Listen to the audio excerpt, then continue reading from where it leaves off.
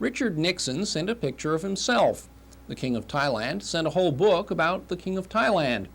Jimmy Carter's letter said he was enclosing a picture, but someone forgot to put it in the envelope. And the leader of Brazil sent a telegram in Portuguese that no one could read. Why are all these past and present heads of state writing to a bunch of ninth graders in Springdale? Well, it all starts with a pair of white socks. 3 civics teachers at Springdale Central Junior High School wanted to get their students more involved with the world leaders they were studying.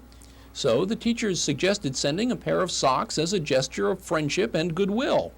But why socks? We were trying to find some sort of cheap clothing. It was either socks or underwear, and socks was the obvious choice, so we couldn't afford anything besides socks. The socks had the added advantage of displaying the Central Junior High colors, blue and gold. That alone impressed the King of Sweden, whose representative wrote back to say that blue and gold were also the national colors of Sweden. In all, the students sent off 65 pairs of socks to countries from Afghanistan to Zimbabwe. So far, they've gotten 12 answers. The first came from Menachem Begin of Israel, who pledged to send a book under separate cover. A book about Germany was sent by Chancellor Helmut Schmidt.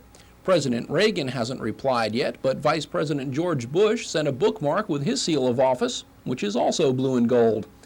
Gerald Ford contributed a visor cap from the University of Michigan, and perhaps the most unusual gift came from Supreme Court Justice Sandra Day O'Connor. She sent the students an old T-shirt that she had once worn in an exercise class. With just 1/5 of their letters answered, the students are already delighted with the success of their project. I mean, I've always heard about all these people on TV, and then, now we're sending off to them. It's, like saying, wow, I'm talking to someone that's real big. Is there anybody who you're particularly looking forward to seeing what they send? Well, Khomeini would be nice to see what he sends her back, or Gaddafi. Teacher Ron Duncan says that all the letters and gifts will become part of a permanent display at Central Junior High, a memorial to Springdale's special relationship to some of the most powerful people in the world.